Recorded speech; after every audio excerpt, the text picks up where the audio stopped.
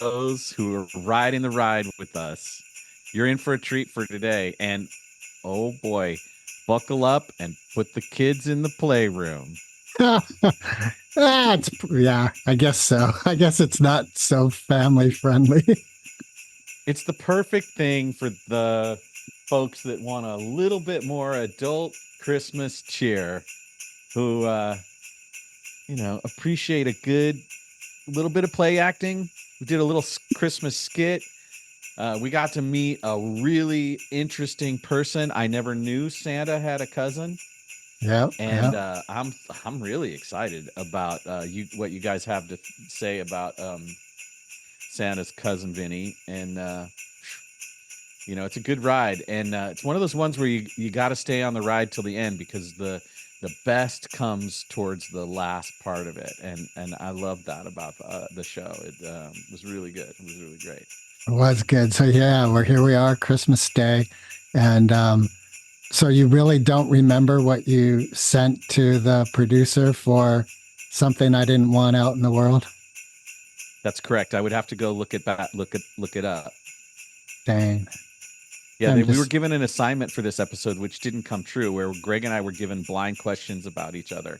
Yeah. And unfortunately, the guest, cousin Vinny, didn't actually get to that part of the homework because of COVID. So somewhere in the future, Greg and I may have to talk to each other about that portion of it, or maybe we'll bring cousin Vinny back in the new year once we resurrect the questions and have this deeper conversation about the secret sides of how Greg and I think and feel about each other that we armed this stranger with. I just found mine I just found mine. I can share it. Yep. This would be kind of a long intro. I just think we should just get into the show. People, it's Christmas Day. I don't really want to do this. I said that, which Greg actually knew the thing. He tried to do this on the show too, and I was a no then. And I'm still a no. Merry Christmas, everybody. Hey, Merry Christmas, Mark. Yeah, see if you can hit stop recording without necessarily leaving the Zoom call. All right, that's it. Now I'm going to bring up question number 2. Sis, no? 11. Zeker wegen dem. Gioia iets niet, joh. Two outlaws on the lam, taking the back roads through America. You can't drink enough coffee for this show. And now it's time for Monday Madness with the Moped Outlaws, Greg and Mark. And here we are with another episode of Moped Outlaws on Christmas Day. And we want to wish you and yours a very Merry Christmas. You know, whether you celebrate it or not personally, I think the theme of the day can be celebrated by everybody. That even if you're born in a sack of hay in some lowly manger, you can rise up and rule the world. So I'm not sure that's exactly what Christmas is all about, but that's not the way I heard it. Well, all right. So maybe we have different versions in the books we read, but is that the DC version or the Marvel version? That's the MAGA version, and the MAGA version. Oh, and we are red today. The moped is decorated with lights and mistletoe, and we started it already. Yeah. Welcome to Santa's cousin Vinny. It's so great to have you. We know that Santa's exhausted since it's Christmas Day, and we're glad that you could join us. And we're sorry that Santa couldn't join us, but thank you for taking the time to be with us, Disney. Hey, we had to take a little time here to come over and say how you doing, and make sure everybody's getting what they deserve, right? That's right. Ho, ho, ho. You deserve. Oh, freaking ho. Jingle the freaking bells and Merry Christmas. Yeah, I think Jingle Bells helps make a Merry Christmas. It's better Santa's than Jingle slaying Bells. him right now. It's better than Dingle Bells. All right, so Hey, so yeah, Santa couldn't be here because he's got stuff, right? But that's why I'm here. So I got to tell you, the Mothers and Fathers International Association has decided to make some changes in the organizational structure of Christmas because, Santa's had kind of a monopoly on this gig for kind of a while, and he's working himself to death. So we said, maybe we can help out. So we said, hey, Chris, because Chris Kringle, he's also known as AKA Santa Claus, AKA Saint Nick. I mean, this guy's got more freaking aliases than Bruce Jenner. But we say, hey, you got a monopoly on this Christmas vid just a little too long. Maybe you're not quite capable of taking care of things the way everybody ought to be taken care of. So we're going to help you out a little bit, because we're big-hearted and stuff like that. So family, it's all family. All family. Right. So we divvied up the turf, and now, here I am. I'm Santa's cousin, Vinny. My real name is Vinny DeClaus. And I'm here to kind of help things out and take over a little bit of the territory. I mean, the turf. I mean, you know what I mean. Yeah. You're going to clause back some of the revenue. Oh, I'm sorry. You said what? Going to clause back some of the revenue from the skids. Oh man, Stuff that gets left behind with the. Yeah. All right.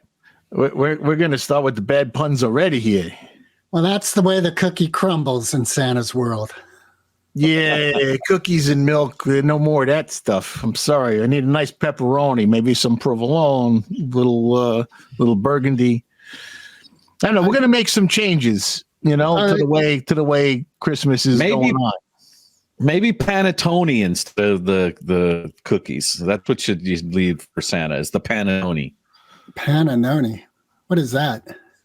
You mean the Toblerone? Yeah, that's right. It's all good, man. Mark's Italian is coming out. Oh, the panettone I had for dessert the other night. Oh, it was just fluffy and light and tasted that orange zest. And this one was chocolate panettone. Oh, so good. So that's one problem. See, Santa's cousin Vinny's got to go gluten-free now, so I can't eat the panettone. Yeah, nor the tiramisu. But the Toblerone I can get away with. What do you do for holiday treats, Vinny? Well, there's this little blonde. No, sorry. Anyway, I could start a little video. So you just take up with the one hoe instead of three, huh? No. Why would you do that? You can afford to. I think what Vinny's saying is don't limit yourself, Elf. All right, I'm lost. Where are we? Where are we? I'll tell you where we are. We all got up too early and drank eggnog for breakfast, and so now we're a little bit lost. But no. Look. You got to understand what we're trying to do here, right? So, I want. First of all, you guys have been good boys this year. Oh yeah, we're always good. Why the hell would you do that, man? There's no fun. We practice a lot when we're on by ourselves. So when we pair up with someone, we make sure we're good. Yeah, there's a different way of being good, right? I got to tell you, we're gonna change things up in the way this whole stuff works, right? We're changing up. There's some benefits to this whole thing now. I want you to know, you don't got to worry about no Grinch. anymore, right? They're not going to come stealing anybody's Christmas. Ain't nobody stealing nothing without any prior authorization. I just want to let you know, and as long as you keep up your protection, your insurance payments, nobody gets a blue Christmas. You know what I mean? Well, that's good to hear because, the mistletoe balls, when they're blue, it's a blue Christmas. This is just, Where, whoa, you just took that so far south, man. That's where I like Christmas in Florida is not where we want to go right now. The North Pole likes it when it heads south. I prefer my pole to point north. Thank you very much. But a little blue pill helps out a lot. But anyway, that's a different kind of blue Christmas altogether. But hey, I got to say, are you tired yet of all the Christmas songs they've been playing since freaking Halloween? No, I love it. You love it? So far, I haven't heard the Little Drummer Boy yet, so I'm not out yet in the Little Drummer Boy game. How many times have you heard Rudolph the Red-Nosed Freaking Reindeer? Not enough. I don't think I've heard it yet this season. Man, maybe we should. I don't know where you've been hiding. It's all over the freaking place. And then, the Bada Bingo Crosby singing White Christmas. I mean, they never play any of my favorites, like Grandpa Tony got whacked by a limo. Or all I want for Christmas is my 2 front teeth and a new collarbone and some new kneecaps. And how about jingle those freaking bells one more time and I'll wring your freaking neck? That's one of my personal favorites. Yeah. Oh, I love the tune on that one. Yeah, right? It's so good. And I got to say, there's so much stuff going on. You get kind of tired of hearing and tired of seeing, like this freaking Christmas movies. It's a Wonderful Life. Yeah. I mean, I love the idea of that movie. But geez, it's like 3 days long. It goes on and on and on. I think we can make that movie better if we just shorten it a little bit, right? I'll give you that whole movie. In less than a minute. I'll give you that whole movie in like 30 seconds. I like how your tree's attacking you. It is. It's falling over here. For those who are just listening, Cousin Vinny's got a Christmas tree who's trying to take him out. The thing about A Wonderful Life is if I could get townspeople to come and cover my vig every week, I'd bet more. Right. So let's take that whole movie idea, right, and let's cut it down to like 30 seconds. You want the movie in 30 seconds? Sure. All right. Here you go. Save me some time. Here you go. Clarence, look down there. That's George Bailey. Please, Mr. Goward, don't hit my sore ear. I want to go places, build things. Please, George, they'll vote with Potter if you don't stay. Buffalo Gal, won't you come out tonight? Uncle Billy, what'd you do with the money? We're ruined. Please, Mr. Potter, I need some help. You once called me a warped, frustrated old man. What are you but a warped, frustrated young man? What do you think, Joseph? Yeah, that'll work. Okay, George, you got your wish. You were never born. Hey, my bad ear. I can hear out of it. They're not there either. Zuzu's pedals. Help me, Clarence. I want my wife back. Every time a bell rings, an angel gets his wings. Here's to my big brother, George, the richest man in town. Wow. All of the emotional resonance and none of the wasted time. There you go. The whole freaking movie.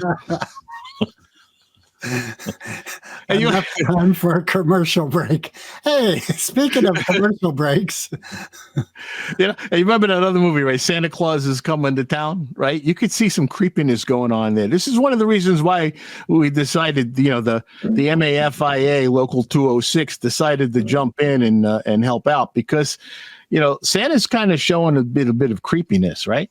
You think about it, he's a freaking lawsuit waiting to happen. You remember that movie, Santa Claus is Coming to Town? He watches little kids when they're sleeping and when they're awake, too. That's kind of creepy. And then he makes kids sit on his lap and they tell him what they want for Christmas. That's a little creepy. And then there's that song in there. You remember the song, A Kiss a Toy? Santa actually makes kids give him a kiss for every toy they want. That's super freaking creepy. There's lots of problems with Santa here, so right. So in the organization, we might be a lot of things, but we're not child molesters. That's kind of it, like I said, a lawsuit waiting to happen. He makes promises to the kids about what toys they're going to get. There's not a purchasing office in the world who can keep up with this thing. I could see why Santa only lets you hit the airwaves one time a year. We're trying to help out, Yeah, I don't know if he would see it that way. We're just, And I've heard you've been having issues with the elves union too. Like the things are getting a little sticky over there. The elves are they're asking for a little bit too much time off. I heard. There's all kinds of problems with that too.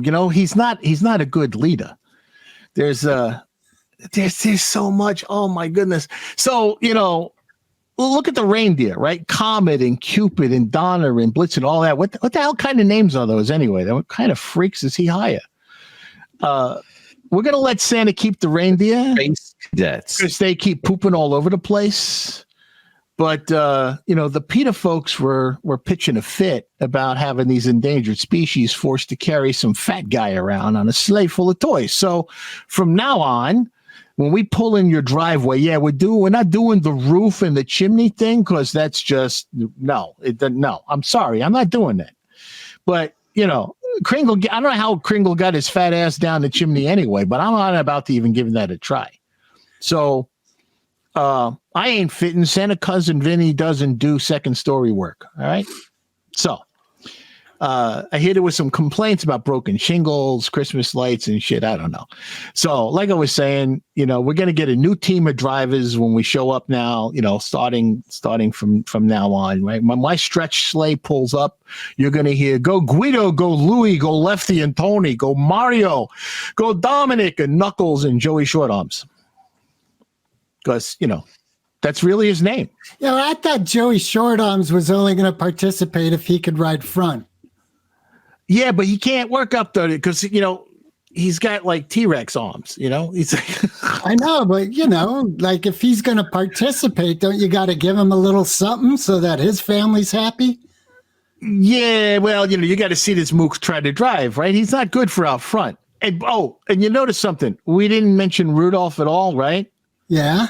Yeah, because Mr. Shiny Nose got a little too big for his britches.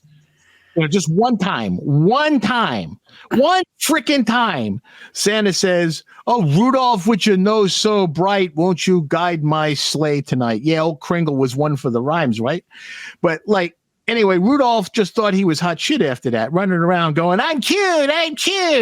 You saw that movie too, right? You remember that movie.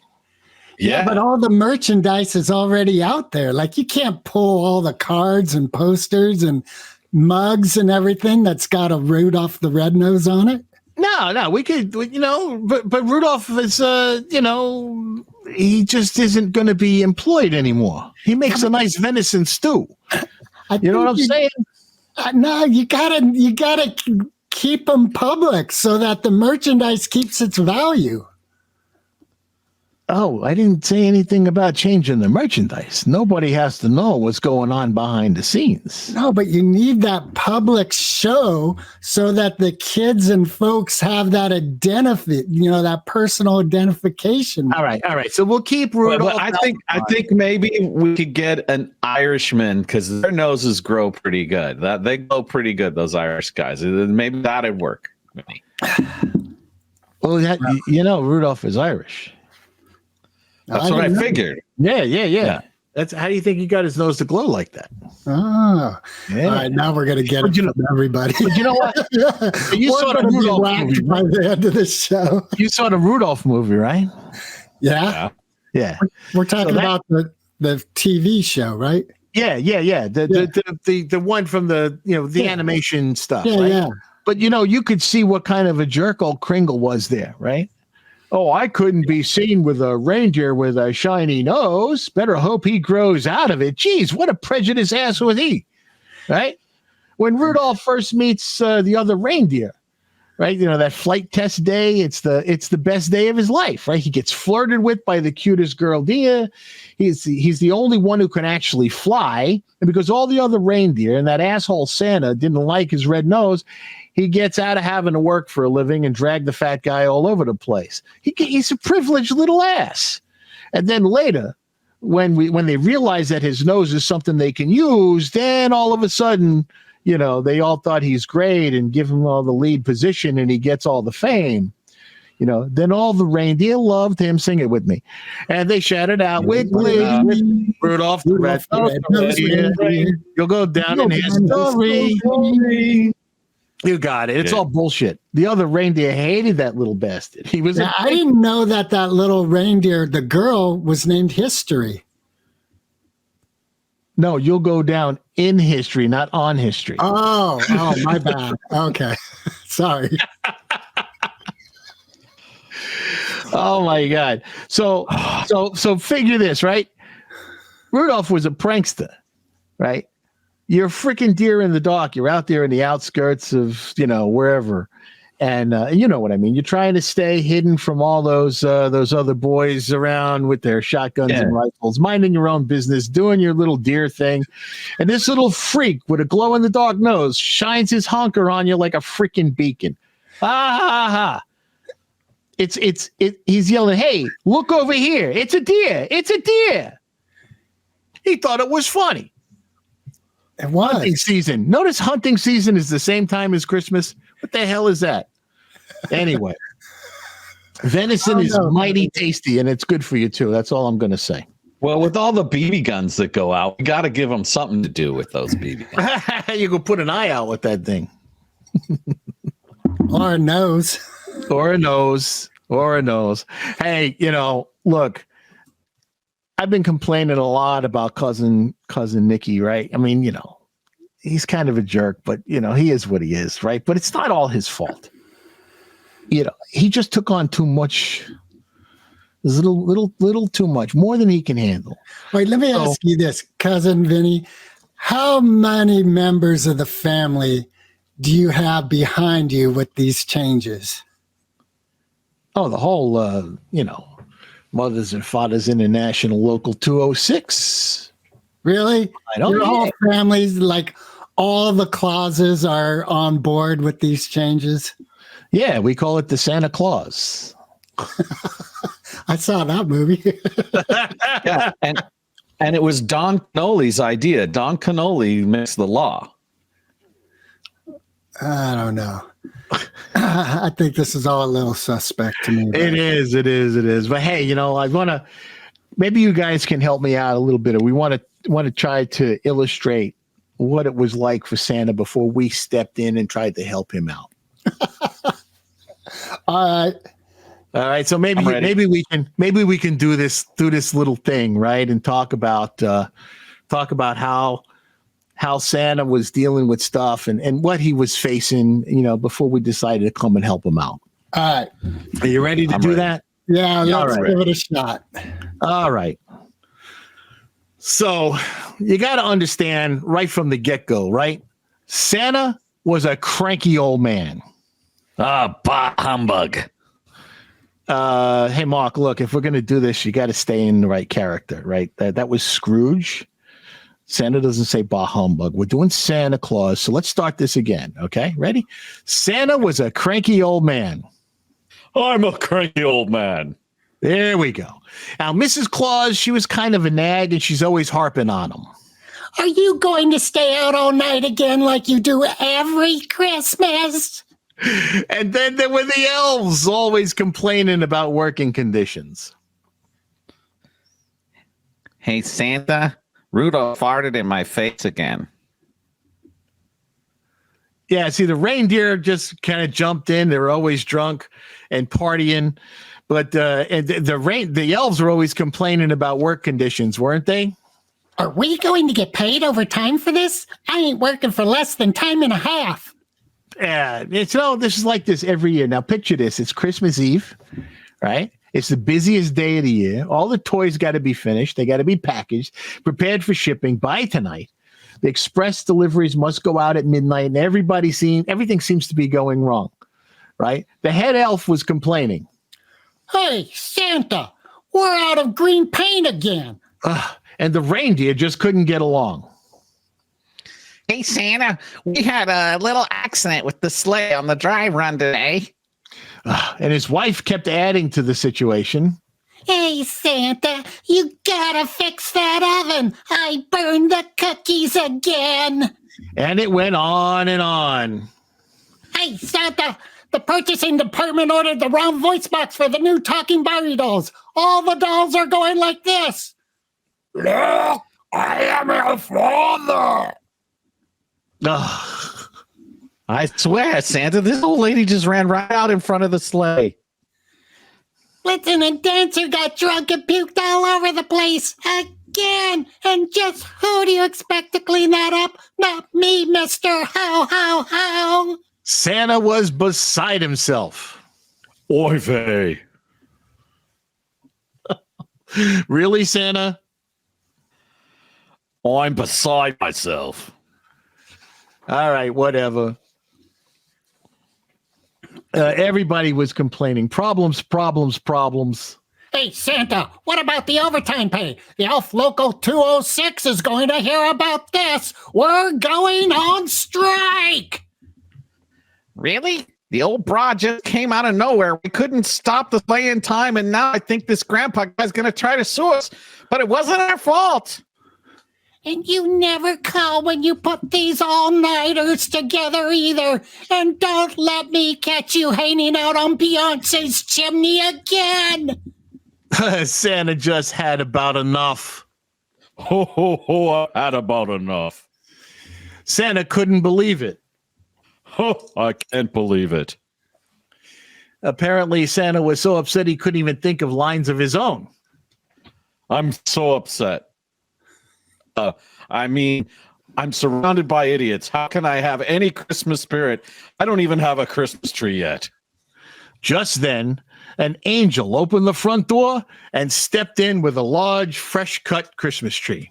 Yo, fat man, where do you want me to stick the tree? And that, ladies and gentlemen, is how we wound up with the angel sitting on top of our Christmas tree. Yeah! Merry Christmas, everybody. Ho, ho, ho. Oh, freaking oh. That's how we do, man. All right. Hey, thanks for helping me illustrate that story. I We think can really see why changes are needed. Wait, what? We could really see why changes are needed around there. Yeah, we took the Christmas cheer and made it a Christmas tear. Hey, what can I say? I'm Santa's cousin Vinny and wish you a happy freaking holidays. I'm so glad, hey, I'm glad we had this opportunity to talk about this stuff and so you understand why we're doing the things we did. But I have to tell you, there's some lessons to be learned from Cousin Santa. And so all I needed to know, I learned, in life, I learned from Santa. And so I'm thankful to my cousin for this, right? So encourage people to believe in you. Always remember who's naughty and nice. Don't pout. It's as much fun to give as it is to receive. Some days it's okay to feel a little chubby. Make your presence known. On there. Always ask for a little bit more than what you really want. Bright red can make anyone look good. Wear a wide belt and nobody will notice how many pounds you've gained if you only show up once a year, and everybody will think you're very important. And then finally, when you're at a loss for words, just say ho, ho, ho.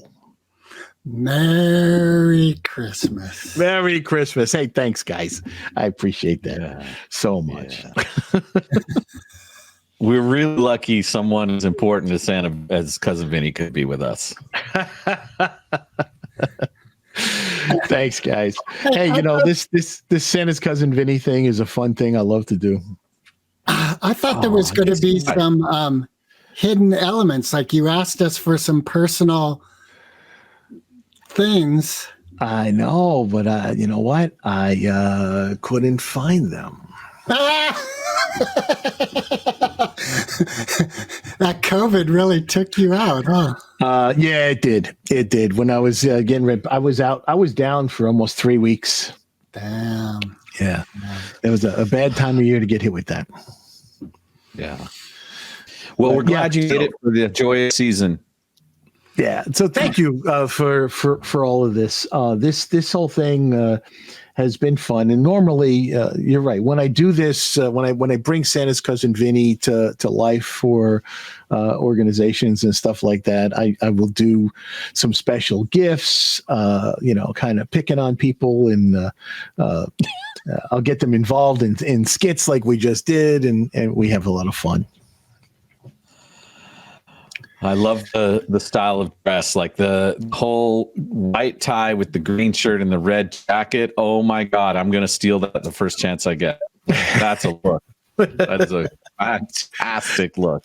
So let me give you a little background on how this whole thing came to be. Right, a number of years ago, I was working, and see, I'm still stuck in the Brooklyn accent. We're going to break out of this. A number of years ago, I was working for an organization in Maryland, a state government agency, and they were going through some budget cuts.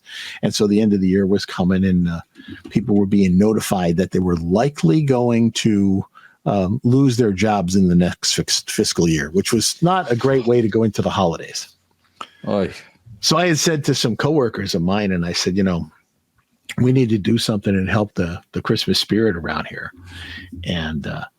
And they say, yeah, what can we do? I said, let's go around the building and sing Christmas carols and give out candy canes. And I'll go buy a Santa suit. And you guys, dress up like reindeer and elves, and we'll just be goofy and go around. So that was the idea that we were going to do. Well, the night before we were supposed to do this, I had talked to my uncle in Brooklyn, and I haven't talked to him in a while.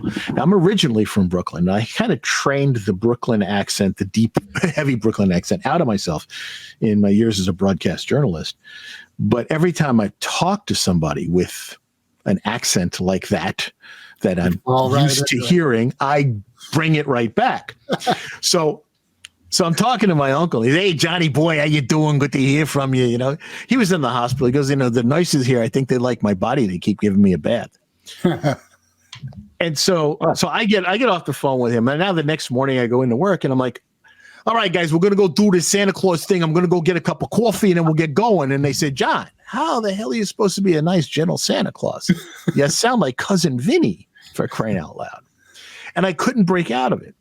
So I had the Santa suit. I opened the collar. I took off the fake beard. I opened the collar up. I borrowed a bunch of bling from a bunch of my coworkers. I put a piece of mistletoe on my hat and another piece of mistletoe on the back of my jacket, at the tail there. And we went around the building going, ho, freaking ho, jingle the freaking bells. And we just walked and just giving out candy canes, going, hey, you've been a good girl this year. That's a shame, going up to people with a candy cane going, hey, go put this in your pocket. Don't tell nobody about it. And we were playing, songs like Santa Baby and all that kind of stuff. Well, people got a kick out of it. It helped, lighten the spirit. And they said, John, could you maybe MC the Christmas party as Cousin Vinny? So I did that.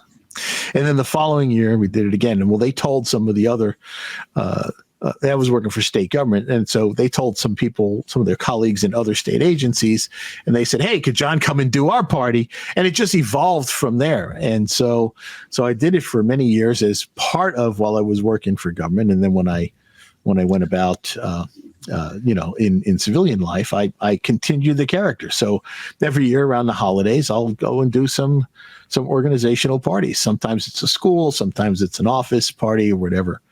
So did you have any gigs this year? This year, no, because of the COVID, I didn't take any. Oh, man. Yeah, I actually had to cancel one. Damn. That's a bummer. Yeah, I know. But that means this is world exclusive, ladies and gentlemen. This is Cousin Vinny's only appearance is on the Moped Outlaws show. This is Santa Cousin Vinny's only 2023 appearance. That's brilliant. So I'm curious because you asked me for an anecdote that Mark probably wouldn't want to share. And then I said, well, did you ask the same from Mark about me? And you said, yeah. So I'm wondering, Mark, what did you give John that you thought, oh, Greg wouldn't want this out in the world? I don't know. Do you know, John? I'm trying to remember. Couldn't find it. I couldn't find it. I was lost, with the COVID thing. So I just lost so much of the stuff that I had. I know there was, it was somebody's guitar. Oh, that was a special gift because did you? Oh, that's right. There was the special gift. That's right. Yeah. So Mark got a White Falcon guitar, and that was a very dear gift to him. Mm-hmm. I know what I shared about Mark that I didn't think he'd want out in the world. I'm so glad you can remember that, Greg. I'm really happy about that. Of course. So maybe we can share it again. Well, if Mark doesn't have his for me, like, you know. Well, in the spirit of generosity at Christmas time and the recognition that the truth can't harm me on any level and that vulnerability is actually the key to connection, I say, fuck no, dude. That's a wise choice. Merry fucking Christmas. Oh my God. Wait, I could tell you one of my lowest Christmas stories. One of Mark's and my dear friends, his name is Sid Reckenthaler, and he called himself Sid Belige. And he and I were living together, and we had been invited to Christmas Day with family, etc. And for whatever reason, we both blew it off. And it's Christmas Day. We're sitting in the cold kitchen of this beat up home with refuse all over the place. And we're eating cold beans out of a can, each of us. And we just looked up and at the same time went, Merry goddamn Christmas. And it was such a low point. And I swore to myself I'd never do that again. Like if I'm invited someplace, I'd be there.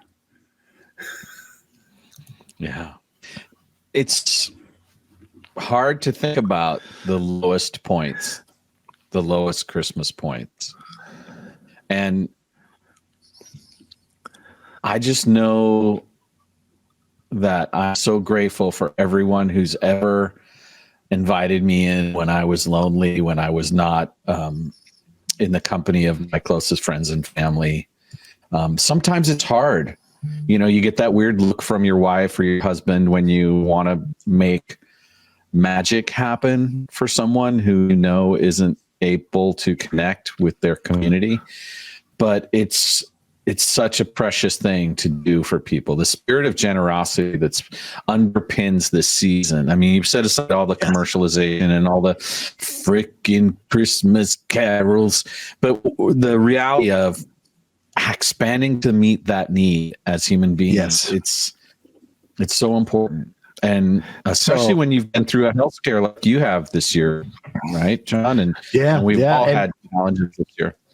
We always have challenges, right? It's this time of the year that whether we miss the people that we've lost throughout the year too. And, you know, I lost my mom last year. And so, that was our first Christmas without her. That was really, really tough. She was 85.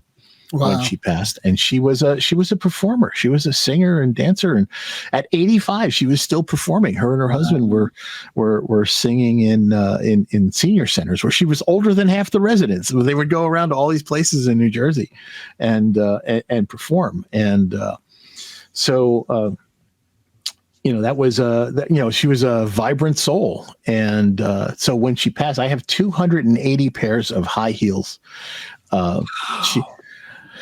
So if you know anybody who wears a size 6 and likes stilettos, let me know. Amanda Marcos. Yeah, right. Imelda Marcos. But you probably got them all already. Yeah, but I have to tell you, we had an interesting Christmas 2 years ago. It's when we moved into our house. We actually moved in on the 23rd of December 2 years ago, and it was interesting because we went through a lot of back and forth trying to get the house, this with the contracts and stuff and getting everything ready, and there were some delays, and we had problems selling our house, and got really stressful, and we said, well, we're going to use pods instead of getting a mover because we can do this ourselves, as if we were like young, fit people. And so they told us we would need, two full-size pods and one smaller one. I'm like, I don't think so. We got stuff, man. So 4 pods, a 26-foot moving truck, a 10-foot U-Haul, and in 6 carloads later, we finally made the move. And so here we are driving from Southern Maryland up to Pennsylvania. It is 3:00 in the morning. We've got our last load of stuff. It is 10 below. It is just the coldest freaking day of all time. My wife's got the 2 cats in her car. And I've got, junk in my car, and she's following me, and I'm looking in the rearview mirror, and her lights are getting dimmer and dimmer. And she gets me on the phone, and she's like, having some trouble here. Well, her alternator went.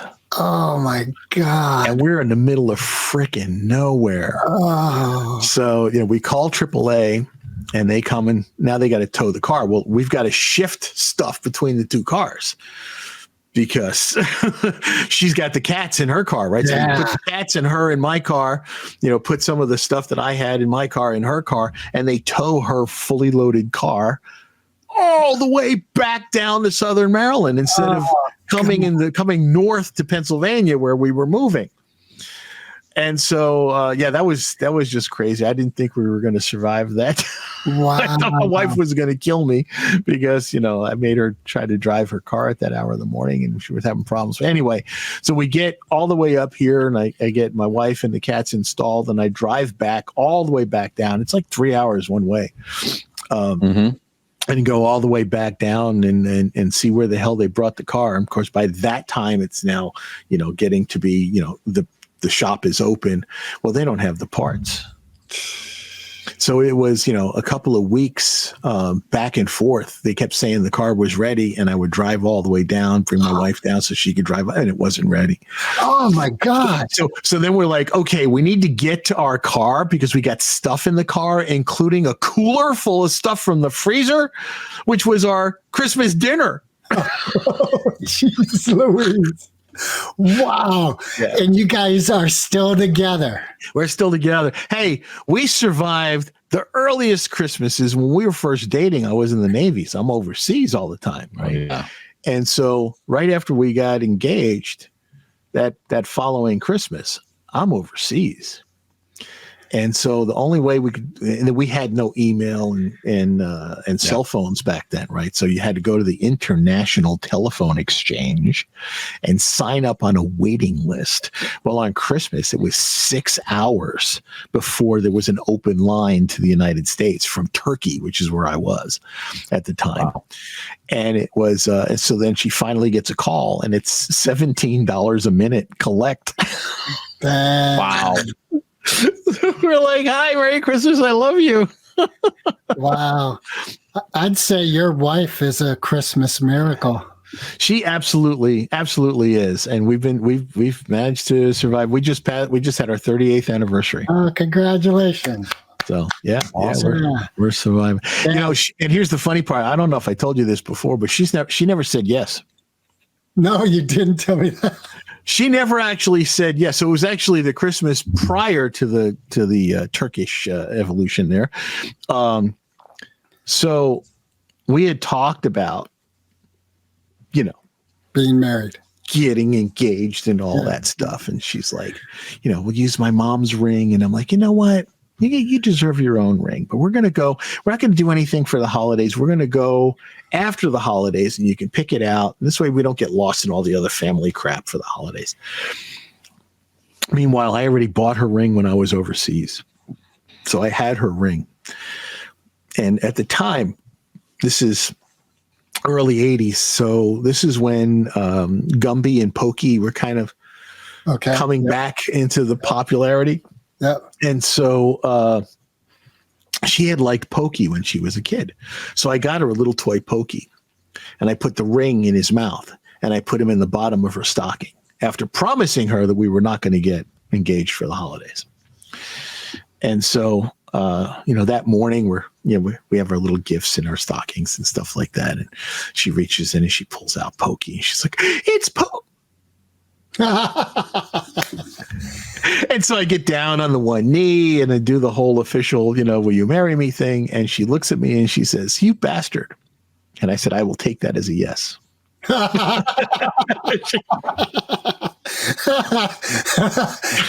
That's brilliant. That is brilliant. That is. And then when we got married, there was nobody. The person who was supposed to bring a video camera didn't do it. He said, I just felt like drinking instead. I'm like, you bastard, wish you would have told me. So we had a cassette recorder set up by the altar to capture our wedding on a cassette. And so when it was time for Bonnie to say I do, she was crying. And so she barely squeaked it out, and it never made it onto the tape. Oh my God. So there's no evidence on the tape either that she ever committed. She is a miracle, because I think real miracles aren't recorded. She is a miracle. She's stuck with me 38 years so far. That's really good. That's really good. Well, that's not hard to believe, John, that she stuck with you this far. I can feel you from here. And I'm just wondering, did she write Jane Doe on the marriage certificate? She actually put her real name and she signed it. So, There we go. That's evidence enough. But, there's nothing quite like the evidence of looking over every morning and seeing the love in someone else's eyes. Yeah, absolutely. Absolutely. I'm thankful every day. Yeah, it's amazing what they do with robotics and blow up dolls these days.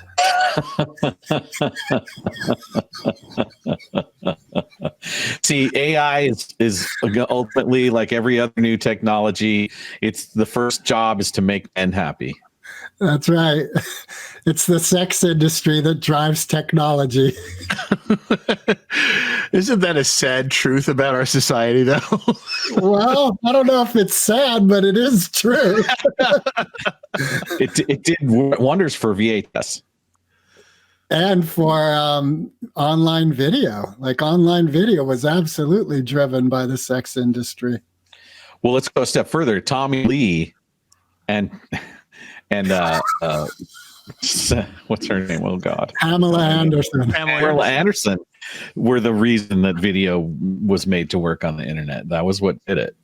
That was the one that blew up, and they were like, "Oh, we need that." We have to figure this out. There's a lot of money involved in making this tape available. Hey, did either of you watch the documentary created by her? I think her son created it. Yep, I watched it, and I also have been watching her Secret Garden TV series as well. I haven't watched that. It was really good. It's John. It's a really surprising look at an individual, and what I loved is the juxtaposition of the public persona, the entertainment persona, and the real individual. And it just goes to show you really don't know what goes on in other people's lives. We see, and with celebrities in particular, we see a very public, perspective of them, but just in everyday life.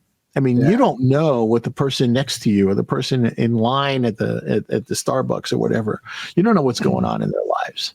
You just don't. And so, if you treat everybody with compassion and kindness, we can have a much better society, much better life, and all that. And that's why I dedicate my time to, trying to make sure that we try to make life better for everybody around us. Yeah. Hey, John and I shared a Christmas story. You got a Christmas story, Mark? A personal Christmas story that resonates with you? Oh yeah. I mean, my mom was a single mother. And so there was often a lot of challenge for her around holidays. And one winter, my grandparents rented this cabin up in Lake Tahoe, which is the resort area here in California. and they invited my mom and her brother and all the family. It was a big place. And I was 12 at the time.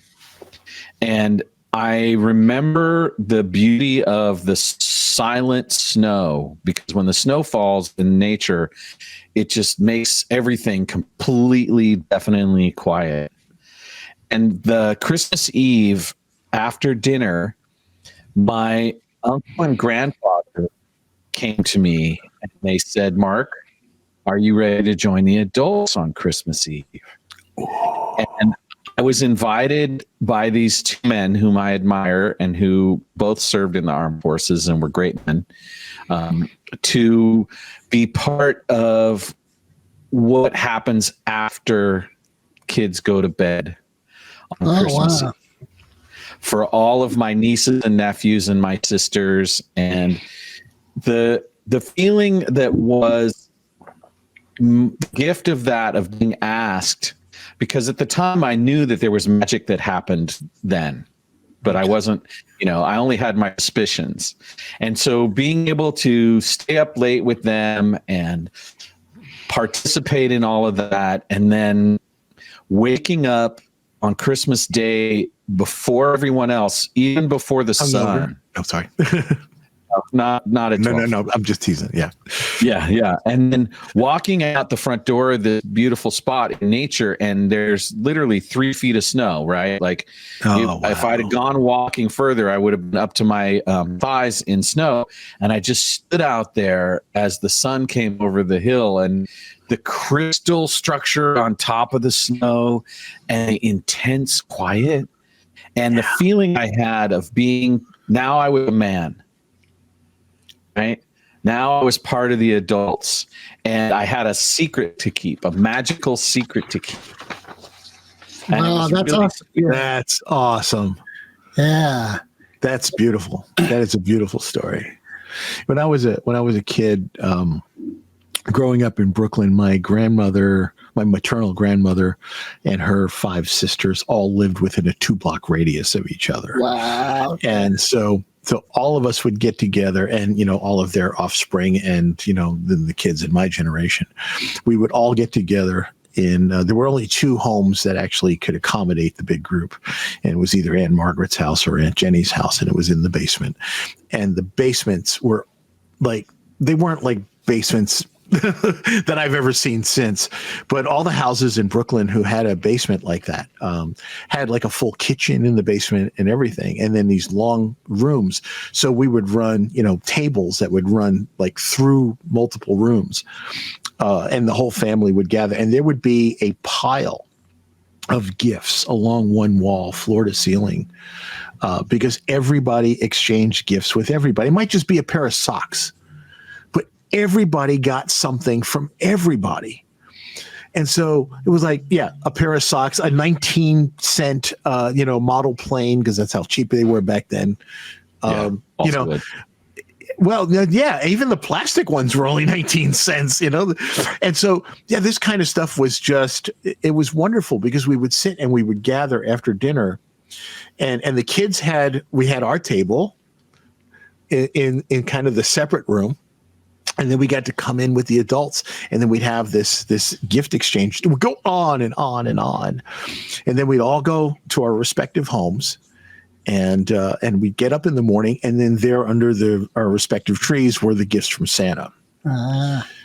Including our silver tree with the color wheel. Oh yeah! Oh my God, that's a throwback. Wow. Yeah. I had recently, I said to my wife, I said, I would love to find a vintage. There we go. There we are. We have our tinsel trees. I said to my wife, I would love to find a vintage tinsel tree.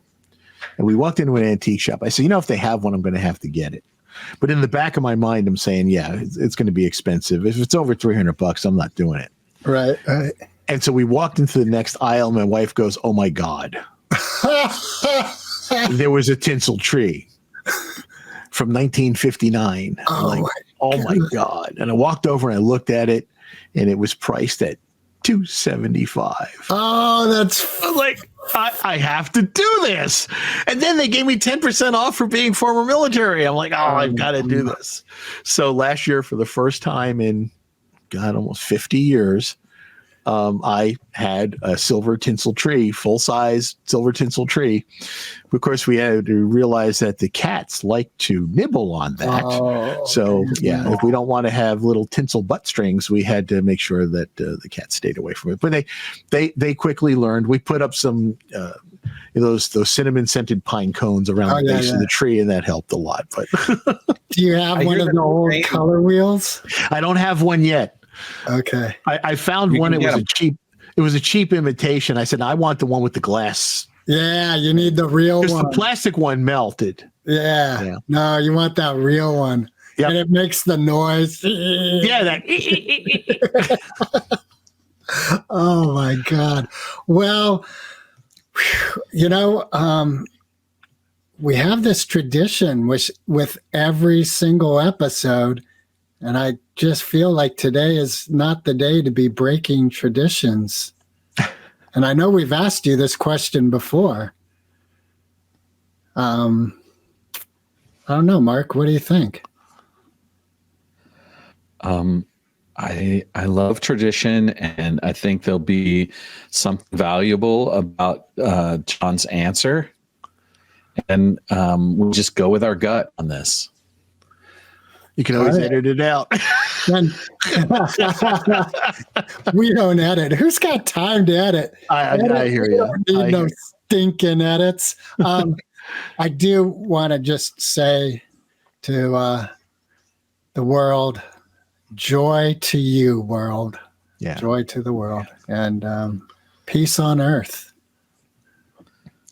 Yeah, and if you've got love and compassion. Yeah. And if you have enough, please share it.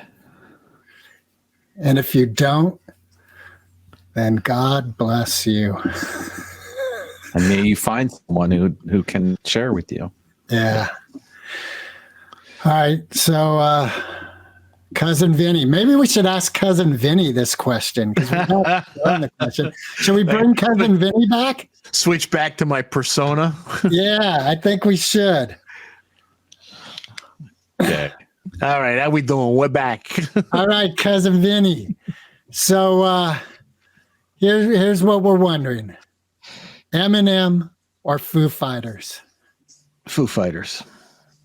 That was pretty quick, Cousin Vinny. You got anything you want to embellish about that answer? Not necessarily, just that I'm not a fan of Eminem. Merry Christmas. But